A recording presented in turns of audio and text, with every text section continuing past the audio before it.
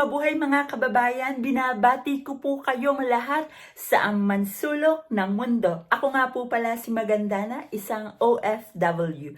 And for today's video po, tatalakayin ko po sa inyo ang tinatawag na car lift sa United Arab Emirates. Paano nga ba ito at ano nga ba ang car lift? Bago po tayo magsimula, disclaimer lang po, lahat po ng impormasyon na aking ibabahagi sa vlog na ito ay base lang po sa aking personal experiences as an OFW sa bansang United Arab Emirates.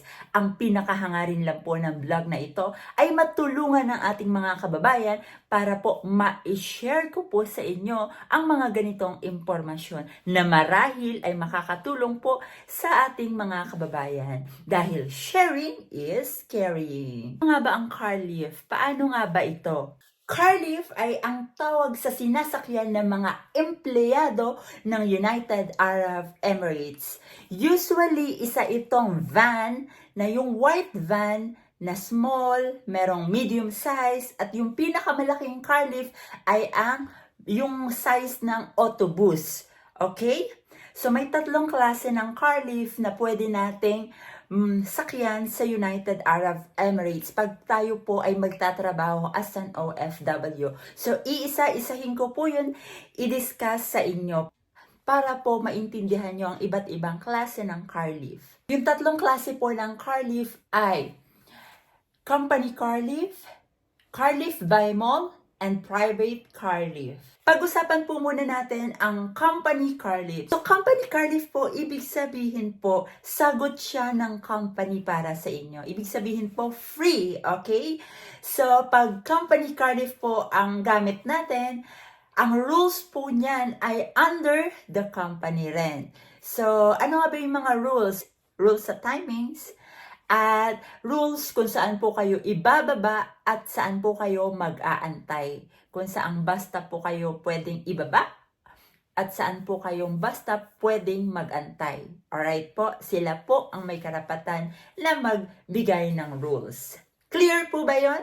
Number 2 po is mall car lift. Okay, so ang mall car lift po ay ibig sabihin under the mall po siya.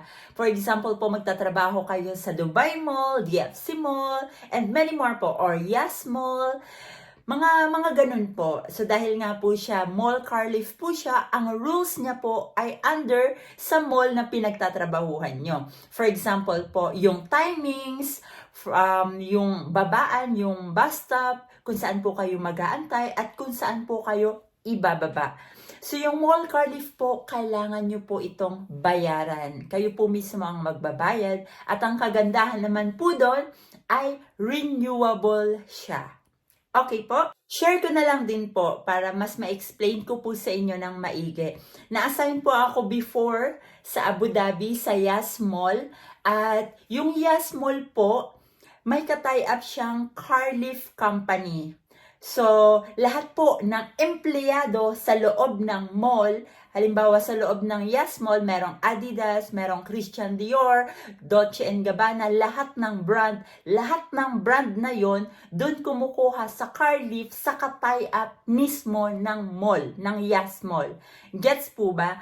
And binabayaran na lang namin yun sa opisina and i-renew na lang namin kung dun ulit kami maa-assign sa Yas Mall o kung sa iba na kaming mall maa-assign, hindi na namin i-renew. So, ganun po yun.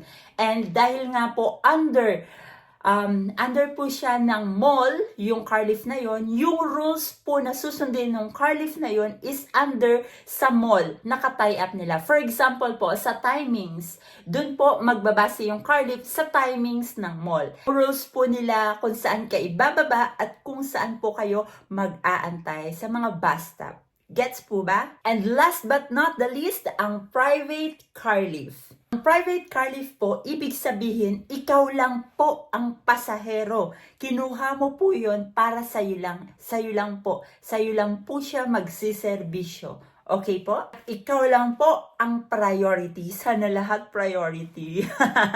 Just kidding. Okay, your car lift, your rules, and your car lift, your demand. Ganun po yun. Ganun po kaganda ang private car lift. Pero medyo may kamahalan nga lang dahil ikaw lang po ang pasahero, so shoulder mo po ang price na ibibigay ng driver. So, usually yung mga private car lift, sobrang mahal po. Lalo na po pag Dubai ka naka-assign. Ibabahagi ko na din po sa inyo ang ilan sa mga company na nagbibigay ng free car lift sa kanilang mga empleyado. Katulad ng hospital or healthcare industry, fast food industry, restaurant, security agencies, hotel, and construction company. Ilan lang yan sa mga company na nagbibigay ng free car lift para sa kanilang mga empleyado. And that's it for today's video po. Maraming salamat po sa inyong panonood. Sana po meron po kayong natutunan o nakuhang impormasyon kahit kaunti lamang. Please like, subscribe na rin po, and comment down below po your suggestion or kung saang bansa po kayo nanonood. Maraming salamat po ulit. At again, ako pa rin po ang inyong lingkod, Magandana, isang OFW. And ang lagi ko nga pong sinasabi, sharing is caring. Maraming salamat po. See you on my next vlog!